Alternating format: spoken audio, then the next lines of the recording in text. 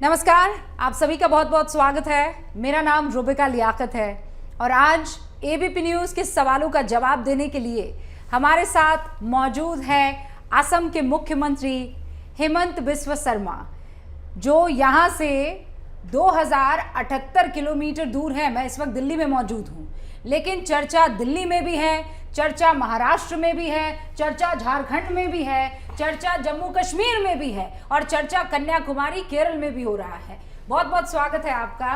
धन्यवाद। बीजेपी का आजकल सबसे चहेता चेहरा आपको माना जा रहा है, नॉर्थ ईस्ट का योगी आपको कहा जा रहा है, हिंदुत्व का नया पोस्टर बॉय आपको कहा जा रहा है, लेकिन हेमंत बिस्वा शर्मा की आइडियोलॉजी क्या है?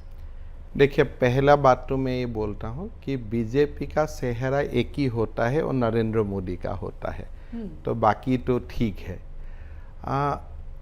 हम बीजेपी है तो हमारा आइडियोलॉजी एक ही हो सकता है कि राष्ट्र को आगे बढ़ाओ, राष्ट्र को निर्माण करो, और क्या आइडियोलॉजी हो सकता है।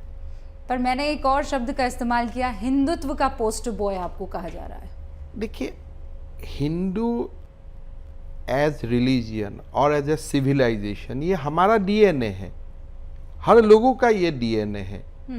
तो जब आप बोलता है कि हिंदुत्व का पोस्टर बॉय है, क्या इसका मीनिंग आपका क्या है मैं नहीं जानता हूँ, but generally we feel proud जब कोई लोग हमको हिंदू बोलता है, बिकॉज मेरा हिसाब में हिंदू और भारतीयता का बीच में कोई डिफरेंस नहीं है। क्योंकि एक नैरेटिव सेट हो रहा है कि आप हिंदुत्व के मुद्दे को आगे बढ़ा रहे हैं, और जब हिंदुत्व के मुद्दे को आगे बढ़ाने के लिए आप आगे आते हैं तो बाकी सब पीछे छूट जाते हैं। एक नैरेटिव सेट करने की कोशिश की जा रही है। आसाम में हिंदुत्व का मुद्दा से भी सबसे ज़्यादा मैं मुसलमान लोगों का हित का मुद्दा ज़्यादा उठाता हूँ, और देश में भी मैं जहीं भी कभी भी आप लोग जैसा लोगों से बात करने का मौका होता है तब मैं सबसे ज्यादा मुसलमान का हित का बात बोलता हूँ।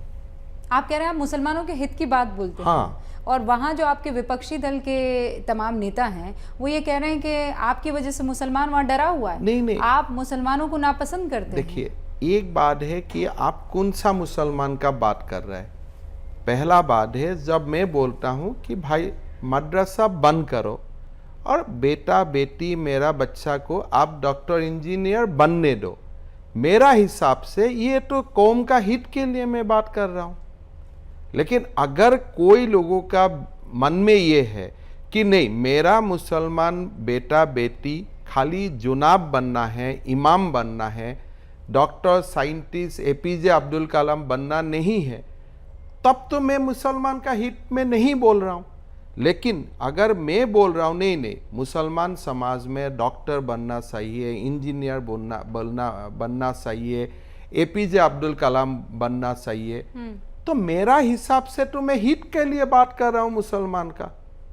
तो इसीलिए हम लोग को एक्चुअली हिंदुत्व का पोस्टर बॉय नहीं बोलना चाहिए, हम लोग को बोलना चाहिए भाई ये सबसे ज्यादा मुसलमान का हित में बात करता है। ये मुसलमानों वाला पोस्टर बॉय, ये उनके हित की बात कर रहे हैं। मैं सबसे ज्यादा, लेकिन हमारा टारगेट वही होता है। अजमल साहब तो ये कह रहे हैं कि आप मदरसे तोड़े चले जा रहे हैं, आपको चाहिए ही नहीं कि परंपरा कायम रहे। देखिए, समाज में धार्मिक परंपरा रक्षा करने के लिए बहुत इंस्टीट्यूशन होता है, लेकिन जब वो धार्मिक परंपरा रक्षा करने का नाम में अगर कोई अल कायदा का ऑफिस मदरसा को बना देता है तो उनको आप मदरसा बोलेगा कि अल कायदा का ऑफिस बोलेगा।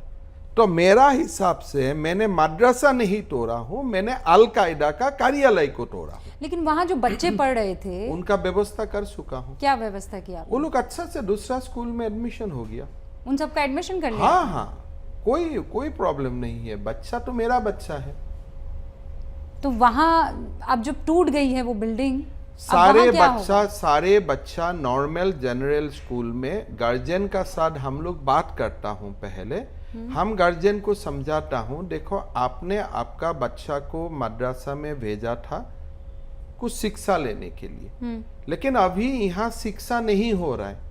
आपका जो टीचर्स लोग है या जो भी आप नाम दे के बोलते हैं, ये लोग अल कायदा या अंसारुल बांग्ला टीम में ज्वाइन किया है।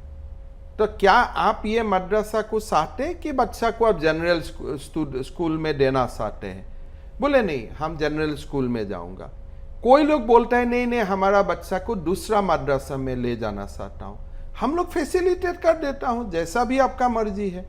लेकिन आप अलकायदा का कार्यालय को आप मदरसा मत बोलिए, उससे मदरसा का अपमान हो जाता है। हाँ, लेकिन आपको लेकर जो धारणाएं बन रही हैं, वो धारणाएं तो एकदम दूसरी तरफ इशारा देखिए, कर मेरे रही हैं। तो उनके लिए अलग धारणा बन रहा था। जैसे ओवैसी साहब, पहले तो मैं जानता था कि ही इज ए रिफॉर्मर, अच्छा पार्लियामेंट। अभी मेरा उनके लिए धारणा अलग बन रहा है। भाई ये तो आदमी बहुत कट्टर है। अगर उनके मेरे लिए धारणा चेंज हो सकता है, मेरा भी उनके लिए धारणा चेंज हो रहा है। पहले तो मैं बहुत सारा इस्लामिक लीडर्स को, इस्लामिक जो स्कॉलर टीवी में आते थे, मैं सोचता था ये लोग बहुत बड़ा सेकुलर है, देश को प्यार करता है।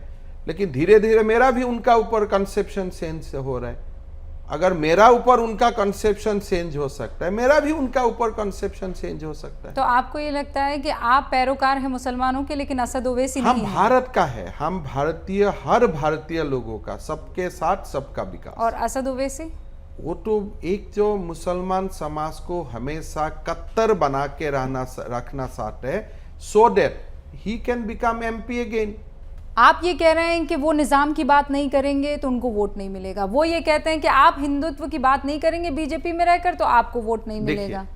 पहला बात है, मैं वोट तक जाते ही नहीं हूं। मैं वोट का पहले लोगों को बोल देता हूं कि देखिए, आपका हमारा ऊपर रिजर्वेशन है, आप वोट मत दीजिए। मतलब आप मुसलमानों को ये कह रहे हैं? हम ये क्लियरली बोल देता हूं कि जब तक आपका मन साफ नहीं होता है, जब तक आपका मन में ये नहीं आता है कि हम सचमुच आपके लिए काम कर रहा हूं, तब तक आप हमको वोट मत दीजिए। 10-15 साल हम इंतजार कर लूंगा, कोई प्रॉब्लम नहीं है। आप कह रहे हैं वोट को लेकर आप ये बात करते हैं, लेकिन बात फिर इमामों के लिए क्यों होती है, पुजारियों के लिए क्यों नहीं होती, पादरियों के लिए क्यों नहीं होती है? नहीं, जरूर आपने ये होगा। बयान दिया था ना कि बाहर से अगर कोई इमाम आए तो उनका वेरिफिकेशन होना चाहिए।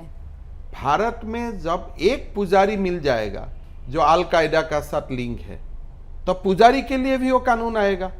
लेकिन अब तक भारत में ऐसा कोई एविडेंस हमारा सामने नहीं आया है कि कोई पुजारी अल कायदा का साथ लिंक में है। कोई पुजारी भारत में जिहाद करने के लिए कोशिश कर रहा है। ये जब वो एलिगेशन कोई पुजारी, साधु, सन्यासी का ऊपर आएगा, लेकिन कांग्रेस ने तो भगवा आतंकवाद शब्द देखिए का जिक्र किया ही ना। एक बात मैं आपको क्लियर बोलता हूं, हमारा काम देश से है। अगर देश में अल कायदा स्प्रेड होता है तो देश के लिए खतरा है।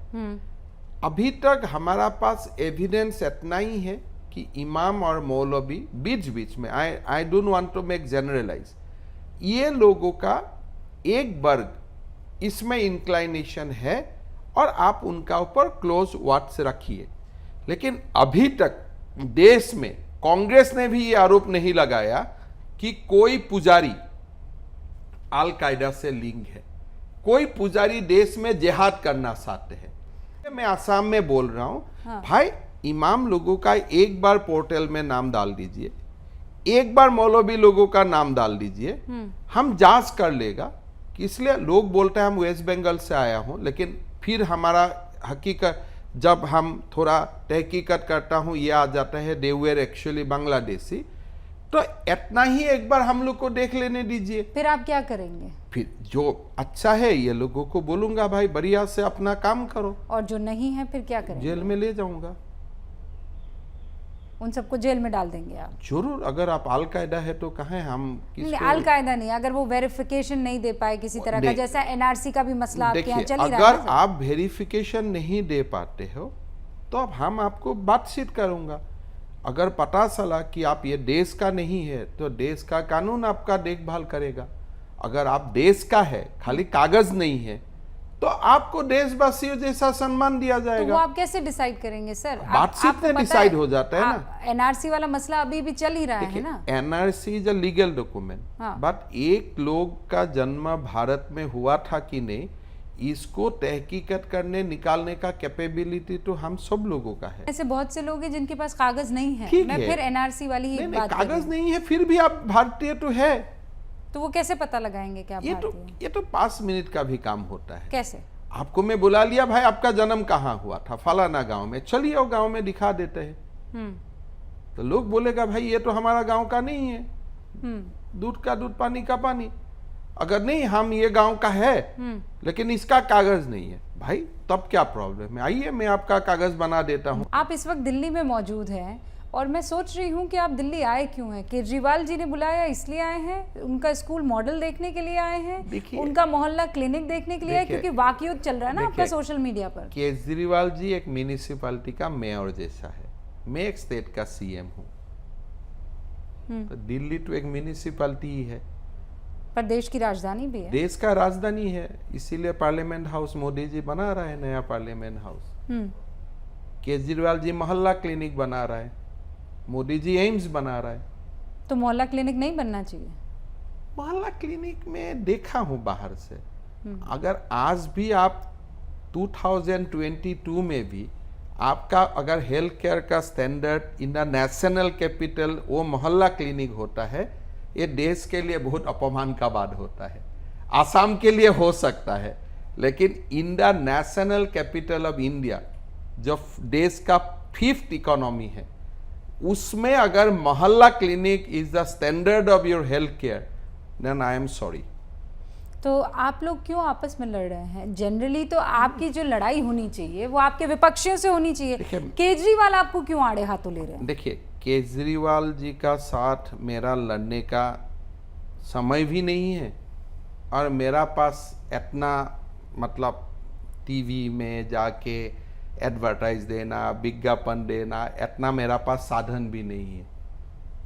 तो मैं मेरा अपना काम करे, वो अपना काम करे, बस इतना ही है। वो तो कह रहे हैं बुलाइए मुझे, असम बुलाइए। मैं बुला दिया ना, आप टाइम तो दे ही नहीं रहे। मनीष सिसोदिया को बुला दिया ना, कोर्ट से उनका नोटिस आ चुका है। आप कोर्ट में बुलाए उनको? और क्यों भाई, आप और हम तो दोस्त नहीं है, तो थर्ड पार्टी ही तो आपको बुलाना सही है। मैं आपको क्यों बुलाऊं? आप तो मेरा दोस्त नहीं है। आप बोलिए मोदी जी जिंदाबाद, मैं आपको बुलाऊंगा। अगर आप मोदी जी जिंदाबाद नहीं बोलते हैं, या तो आप टिकट करके आसाम जाइए, या तो थर्ड पार्टी से आपको इतना आना ही है तो थर्ड पार्टी आपको बुला लेगा। तो ये थर्ड पार्टी ईडी, आईटी, मेरा तो सीबीआई कोर्ट है, मेरा तो कोर्ट है, मैं तो कोर्ट में जाके एप्लीकेशन किया।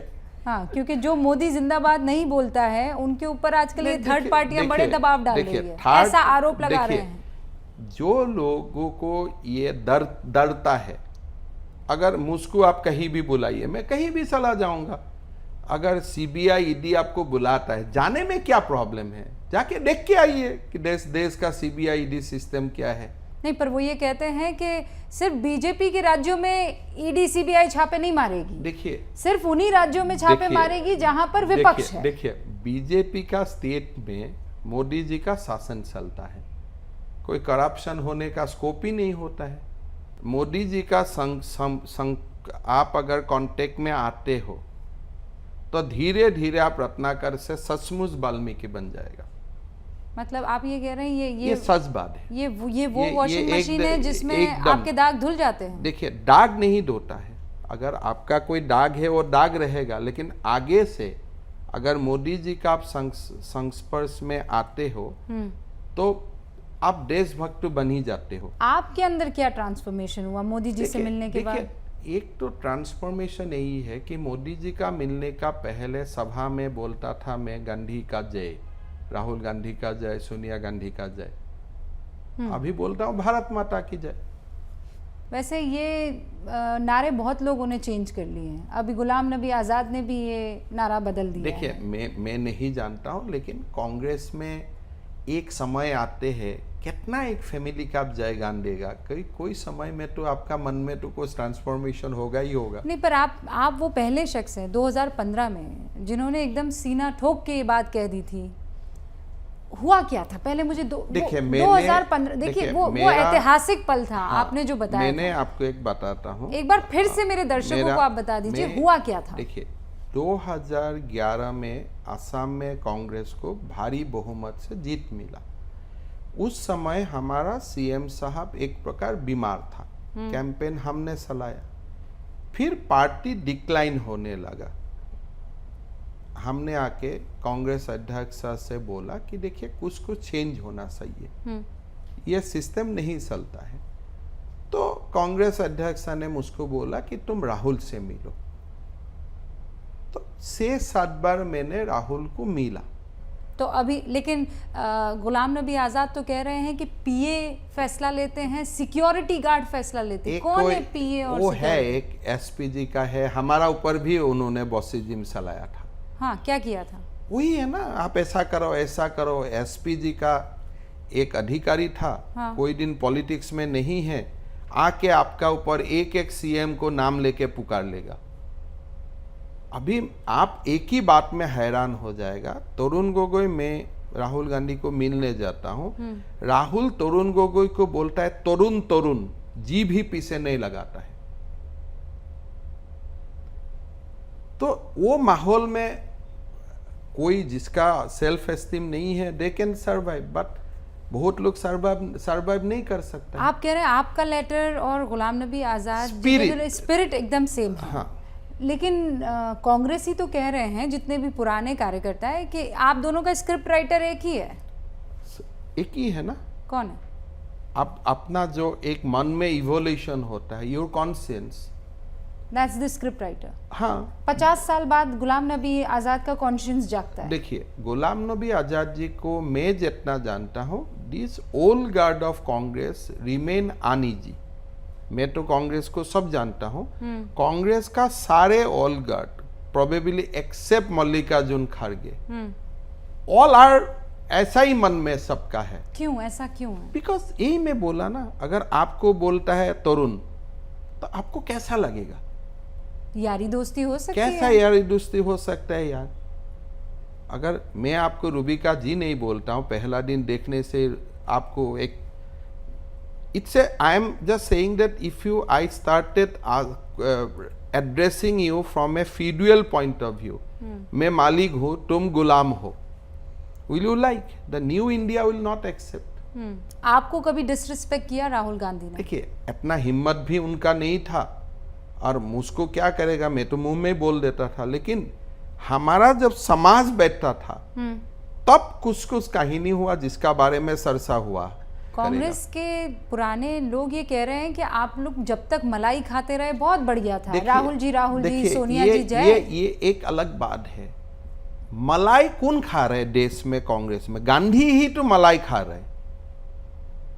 उल्टा बोलता है, लोग बोलता है मैंने आपको मंत्री बनाया है तो आपको हम लोग इतना दिया। अरे तुमको तो मैंने प्राइम मिनिस्टर बनाया,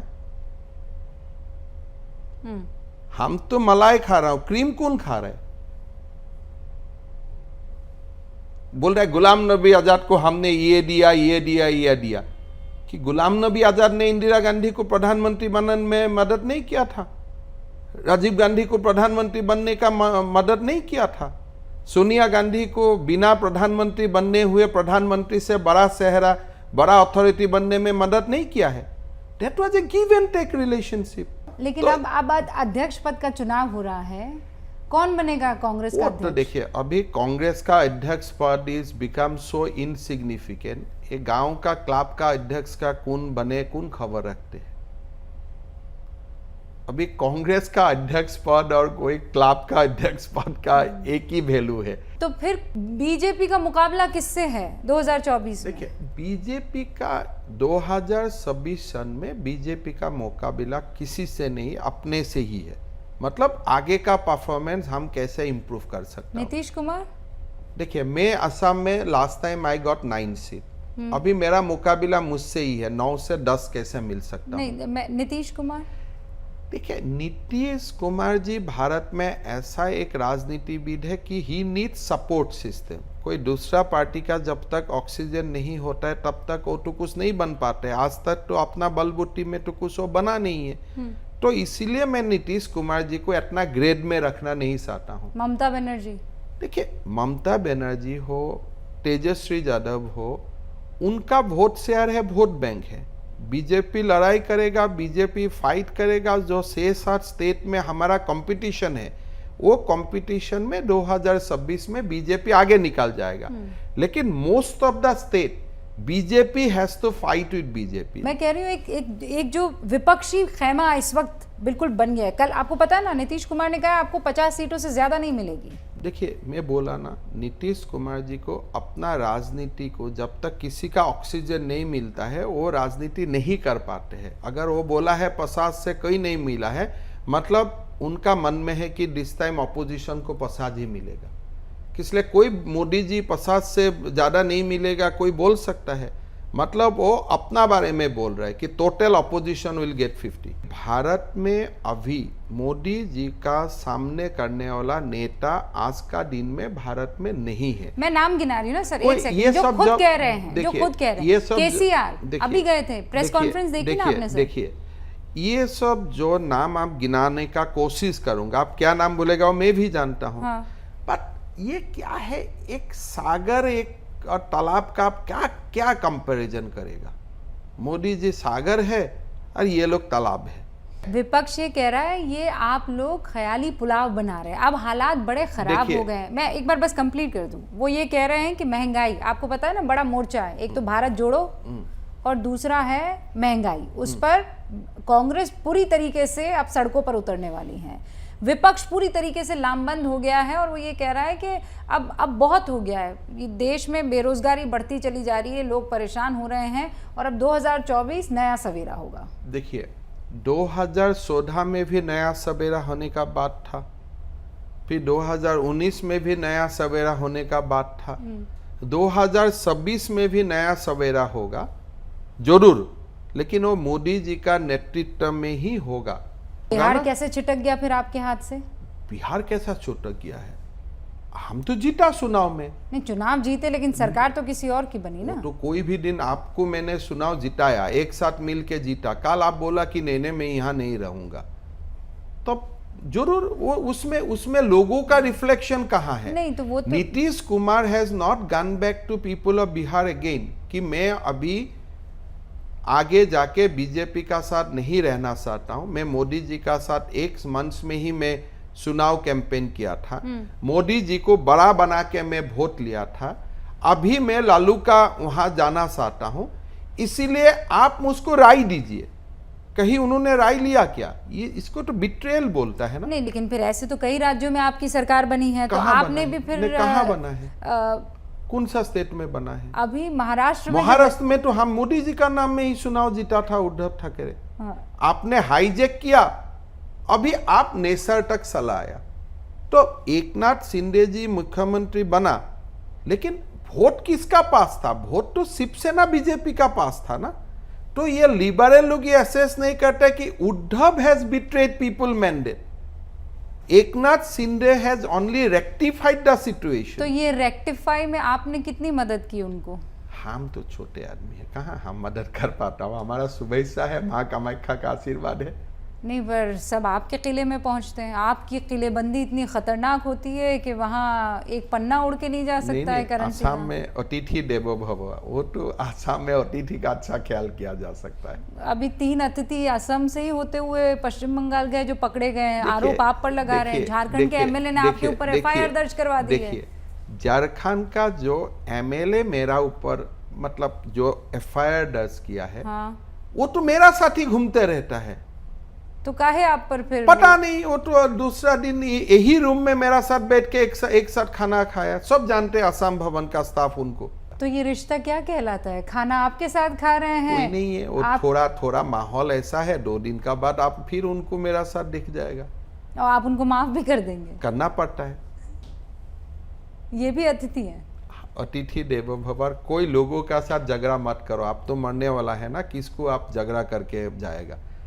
जो भी आपका पास आना चाहते, दोस्त बनना चाहते, दुश्मन को भी दोस्त बना लो। नहीं तो आप दुश्मन को दोस्त बनाइए, वो तो आप पर आरोप लगा रहे हैं कि आप दुश्मन को खरीद लेते हैं। देखिए, आरोप में एक स्टेट का विधायक को खरीद लेने का मेरा पास क्या औकात क्या है, एक तो वो छोड़ दीजिए, लेकिन जो वो एफआईआर है, हाँ। अगर वो एफआईआर कोई भी West Bengal police has taken cognizance of that FIR, but कम से कम तो आप उसको आके पूछो कि ये एफआईआर देने का 3 दिन पहले आप किसका साथ था। लेकिन उनके पास कुछ पैसे वैसे मिले, उससे आपका कोई वास्ता नहीं है। पैसा कहाँ से क्या मिला है, how can I control that. आप विधायक है, लेकिन जो विधायक ने एफआईआर दाखिल किया है वो विधायक हमेशा 3 दिन पहले मेरा शादी दिल्ली में 2 दिन रह के चला गया है। तो ये, और वो एफआईआर कब दिया है, जब कोई कलकत्ता में इंसिडेंट हुआ उनका नेक्स्ट डे दिया है, मतलब किसी का डिक्टेशन में दिया है, वो तो देखने से ही मालूम पड़ जाते हो। हाँ, लेकिन ये जो आप अतिथियों से इतना प्रेम जता रहे हैं, वो महाराष्ट्र वाले अतिथि तो बड़ा खुश होकर गए। अब आज बता दीजिए कि वो होटल का बिल किसने चुकाया था? वही लोग दिया भाई, वो लोग बिल भी दिया और 50 लाख असम का सीएम रिलीफ फंड में बाय चेक डोनेट करके भी आया है। हेमंत बिस्व शर्मा जी, हमसे बातचीत करने के लिए बहुत बहुत शुक्रिया। और आपकी बेबाकी के बहुत से लोग कायल हैं, और आज आपने बहुत से आपके ऊपर जो आरोप लगे थे उनका खुलकर सामना भी किया, जवाब भी दिया। बहुत बहुत शुक्रिया एबीपी न्यूज़ से बातचीत करने के लिए। जैसे ही घड़ी का काटा दोपहर 2:30 पे आए, बबीता जी का दिल सास बहू साजिश के लिए मचल जाए। और ये है इनकी बहू, पूरे दिन ऑफिस की टेंशन हो जाए गॉन जब ये करें अपना फेवरेट शो फ्री टाइम पे ऑन। इनकी तरह आप भी देखिए अपना फेवरेट शो अपने टाइम पर और डाउनलोड कीजिए एबीपी लाइव ऐप अपने स्मार्ट टीवी पर।